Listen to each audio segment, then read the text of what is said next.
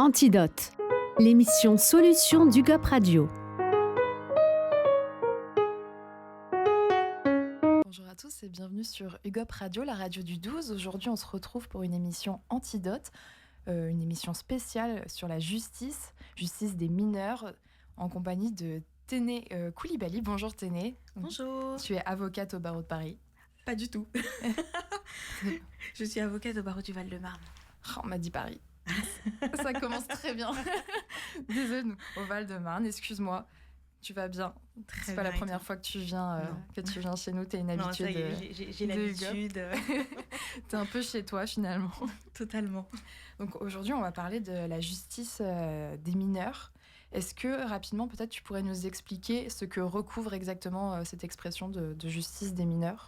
Alors la justice des mineurs, c'est tout ce qui est protection des mineurs. On a la justice pénale des mineurs.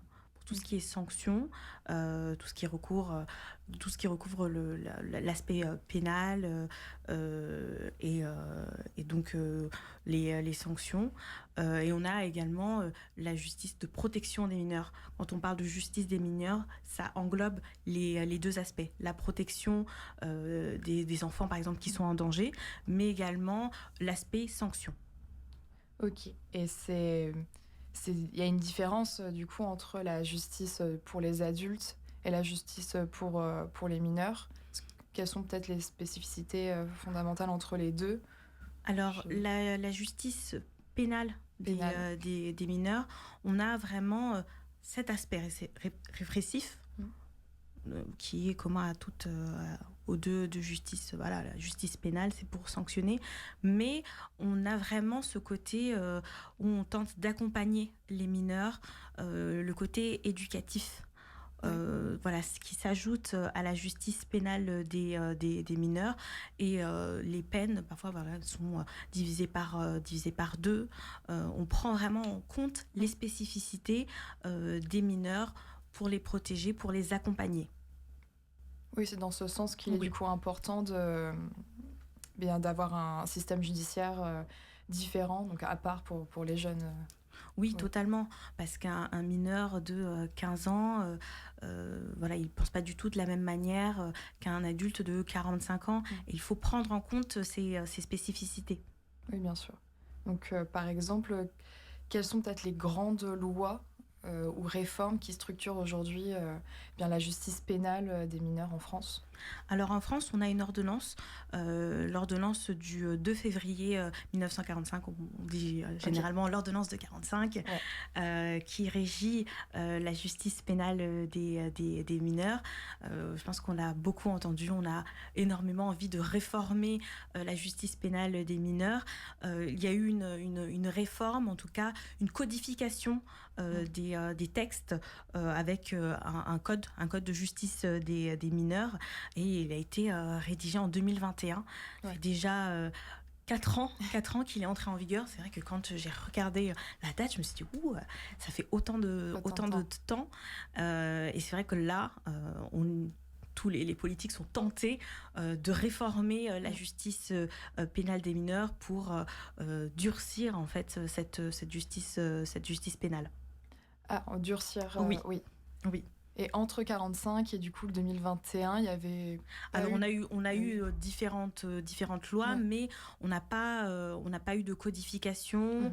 Je pense que c'est plus par rapport aux spécificités, en disant il s'est passé des choses dans les années 70, donc des nouvelles lois, des nouvelles mesures, mais vraiment une codification, une réforme profonde, on n'en a pas eu. C'est la raison pour laquelle on entend souvent un mineur de 45 n'est pas un mineur de 2025. Donc il faut absolument réformer, durcir la justice pénale des mineurs. Et pourquoi, selon toi, ils souhaitent durcir Ils souhaitent durcir la justice pénale des mineurs parce que ils pensent que la délinquance juvénile a changé. a changé. On a un certain nombre d'observateurs qui ne sont pas du tout d'accord. En réalité, on a toujours eu des phénomènes de bande, les blousons noirs. Voilà, donc en réalité, on a toujours eu des phénomènes de bande, mais c'est vrai qu'on a parfois des nouveaux phénomènes qui émergent et on a cette volonté de durcir la justice pénale des mineurs. Alors, par exemple, concrètement, lorsqu'un jeune est interpellé, quel est le processus dans cette interpellation Alors, il y a des placements en garde à vue. Ouais. On peut être placé en garde à vue. On peut être placé en garde à vue à partir de 13 ans. À partir de 13 ans. Avant 13 ans, on parle plutôt de retenue. Mais pas de garde à vue. Donc, il peut avoir des placements en garde à vue à partir de 13 ans où le mineur est entendu pour les faits pour lesquels il est soupçonné d'avoir commis des faits répréhensibles. Donc, il est entendu avec des droits spécifiques. Oui. On a des droits spécifiques. Avoir un avocat, c'est obligatoire. Ouais. Quand on est mineur, on a obligatoirement un avocat. Également, voir un médecin pour s'assurer que le mineur est en bonne santé, qu'il est apte à être en garde à vue. S'assurer également que la garde à vue se passe bien. Prévenir les parents. Prévenir les parents en indiquant votre enfant est en garde à vue. On a également les auditions des mineurs sont filmées. Voilà, donc moi souvent je préviens mes clients en leur disant dans la mesure où vous êtes mineur, vous allez être filmé. Et on a cet entretien de 30 minutes, toujours. D'accord. 30 minutes avec l'avocat où on discute de la situation, des faits qui sont reprochés aux clients, mineurs comme majeurs. Donc les mineurs sont systématiquement accompagnés dans le cadre de leur garde à vue. C'est du coup l'avocat est imposé. Oui. Ouais. Il est obligatoire. C'est commis d'office un accord. Alors, pas nécessairement. Pas forcément. Voilà, on peut demander, on demande au barreau de désigner un avocat, mais on peut également, lorsqu'on appelle les parents, demander aux parents est-ce que vous avez un avocat ? Est-ce que vous souhaitez plutôt un avocat choisi ? Et si les parents décident de désigner un avocat, l'avocat choisi peut se présenter sans difficulté. Alors justement, les parents dans le processus, ils ont quel rôle ? Est-ce qu'ils interviennent ? Alors, déjà, ils sont prévenus. Oui. Très important. Ils sont prévenus. Parfois, on peut leur demander est-ce que vous souhaitez assister, mais on a très peu de parents qui assistent. Et même dans le cadre de la procédure, c'est un peu compliqué d'évoquer des faits devant des parents. En tout cas, au stade de la garde à vue, les parents sont systématiquement informés de la garde à vue. On les tient au courant. Est-ce qu'il y a des suites ? Est-ce que votre fille va sortir dans 5, 10 minutes, 1 heure ? Venez le chercher. Ok, ça marche. Et quant aux grands acteurs impliqués, lorsqu'un mineur commet une infraction, donc on a le juge des enfants. Oui. Du coup, c'est quoi son rôle ?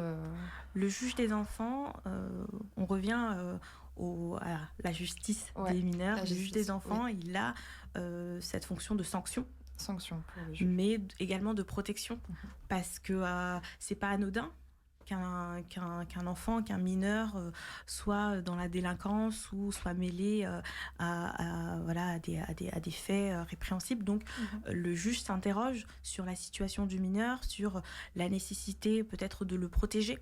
Oui. Donc il a également cette casquette. Certes, il est là pour sanctionner, mais il est également là pour s'assurer que tout va bien. En tout cas, se poser des questions sur la situation du mineur. Donc, on a des juges en cabinet qui jugent les dossiers, mais on a également des juges au tribunal pour enfants où on a le juge avec des assesseurs, parfois le procureur, qui sont là en réalité pour juger lorsque les faits sont un petit peu plus graves. On a également même des cours d'assises des mineurs pour des faits encore plus graves. Par exemple, des faits graves, ça peut... Des meurtres. D'accord, oui. Des meurtres. Ouais, ok. Ça peut arriver à des majeurs comme à des mineurs. Oui, du coup, c'est une circonstance... À quel âge, par exemple, les mineurs peuvent être pénalement responsables, tenus pénalement responsables? On a cet âge de 13 ans. De 13 ans. On a cet âge de 13 ans qui est un peu un pivot, mais on peut toujours s'interroger sur la responsabilité du mineur, même en dessous de 13 ans. Généralement, on regarde le discernement du mineur. Voilà, il est interrogé par un psychiatre qui évalue le discernement du mineur. S'il estime que le mineur n'a pas le discernement suffisant, on peut estimer qu'il est irresponsable. Oui. Mais parfois, je l'ai déjà vu dans certains dossiers, on a des psychiatres qui écartent l'irresponsabilité en disant cet enfant a un discernement total, il est en capacité d'être jugé alors même qu'il a moins de 13 ans. Oui. Donc vraiment, c'est cette question de discernement qui entre en question. Plutôt qui entre en jeu, on se pose vraiment la question du discernement.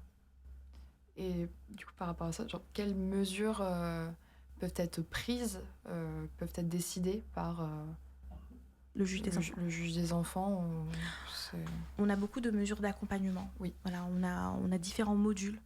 Différents modules qui peuvent être mis en place. On a des modules insertion, par exemple, pour aider un mineur à retourner sur les bancs de l'école, par exemple, ou qui a des difficultés administratives. Par exemple, on a des parents qui ont des difficultés pour obtenir telle ou telle aide, récupérer par exemple une carte vitale, qui ont des difficultés vraiment sur le plan un peu social. On a également des mesures de réparation où le mineur réfléchit avec des éducateurs, par exemple parfois fait des stages. Des stages auprès d'associations où on réfléchit sur les faits qui sont reprochés, sur la situation qui nous a qui a entraîné le passage à l'acte. On a des modules santé, par exemple si on a des enfants qui ont en tout cas des mineurs qui ont des addictions. Voir un médecin, qui ont des difficultés de santé. Donc, on a ce module santé. On a également des modules placement. Parfois, il est nécessaire de placer un enfant. Dans un centre, oui. Donc, qui est pris en charge, en tout cas, c'est géré par la protection judiciaire de la jeunesse. Et donc, on a parfois des modules de placement. Donc, on a tout un arsenal pour certes sanctionner l'enfant, le mineur, mais également l'accompagner pour sortir de la délinquance ou sortir des difficultés, parce que parfois, c'est des difficultés dans la famille, des difficultés par rapport à l'environnement. On n'hésite pas parfois à éloigner certains enfants. On a même des centres éducatifs fermés. Oui. Où les mineurs, quand ça commence à devenir, quand il y a des faits qui sont de plus en plus graves, la nécessité d'éloigner le mineur en centre éducatif fermé, c'est pour les infractions de plus en plus graves, pour vraiment éloigner l'enfant, travailler avec lui et essayer de le réinsérer, même si c'est quand même des situations qui sont assez difficiles. Et justement, quel est peut-être ton regard sur ces centres éducatifs fermés? Parce que je sais qu'ils peuvent être des fois très controversés. C'est leur utilité. La difficulté, c'est que parfois c'est nécessaire. Ouais. Parce que avant d'en arriver au centre éducatif fermé, généralement, on a essayé beaucoup de choses. Ouais, il y a eu un accompagnement. C'est ça. Le centre éducatif fermé, c'est pas du tout décidé à la légère. Ok. Et la difficulté, c'est comme la détention. Le centre éducatif fermé, c'est que parfois, on se retrouve avec des mineurs qui ont les mêmes problématiques. Donc parfois, l'émulsion n'est pas forcément bonne. Ouais. Mais on peut aussi avoir des centres éducatifs fermés où ça se passe très très bien, où les mineurs en sortent grandis, avec des éducateurs qui font ce qu'ils peuvent avec ce qu'ils ont. Et on peut se dire, j'ai été en centre éducatif fermé, finalement je préfère être chez moi, je vais essayer de me tenir à carreau et de plus y retourner. Ok. Et tu parlais justement de la protection judiciaire de la jeunesse, comment ils interviennent du coup auprès des jeunes, est-ce qu'ils interviennent aussi peut-être auprès de la famille? Oui. C'est une intervention globale. C'est vraiment une intervention globale. Il faut travailler avec les familles. Voilà, nous-mêmes, avocats, on travaille avec les familles. On n'hésite pas à recevoir les parents au cabinet pour discuter. Et la PJJ, pareil, discute, travaille en profondeur avec la famille, avec le mineur, pour déterminer les besoins. Oui. Pour déterminer les besoins spécifiques, les difficultés. Est-ce qu'on a besoin d'un accompagnement social? Est-ce qu'on a besoin d'un accompagnement au niveau de la santé pour, en tout cas, essayer d'éviter qu'il y ait des difficultés, qu'il y ait des récidives. Voilà, essayer vraiment de trouver spécifiquement les besoins du mineur et de sa famille. Donc oui, donc il y a un accompagnement psychologique et social si la PJJ estime que c'est nécessaire. Ok.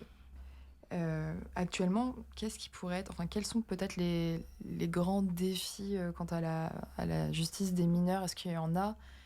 Est-ce que je sais pas, il y a des choses à renforcer dans cette justice?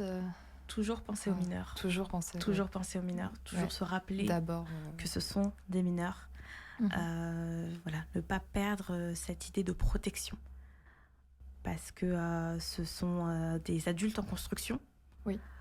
Certes, on leur reproche des faits, mais ne pas oublier que ce sont des adultes en construction. C'est parfois difficile on perd un petit peu cette notion de protection et on se dit il faut le durcir, mais se rappeler on est face à des mineurs. On est face à des enfants, oui. C'est ça. Merci. Est-ce que tu aurais un message que tu aimerais faire passer, que ce soit à des parents, à des jeunes, à propos de la justice des mineurs, des droits également des mineurs? Alors n'hésitez pas à vous tourner vers les éducateurs. Okay. J'allais dire allez voir un avocat, mais n'hésitez pas à vous tourner vers les éducateurs. Si vous avez besoin d'aide, n'hésitez pas à vous tourner vers les juges des enfants, vers les éducateurs. Vous allez trouver de l'aide. N'hésitez vraiment pas. Ok, ça marche. Et enfin, comment tu penses qu'on pourrait peut-être mieux prévenir la délinquance chez les jeunes? Je pense que même chez UGOP, on le voit, la prévention et tout ce qui est à côté. Oui. À côté, c'est-à-dire tout ce qui est aide aux devoirs.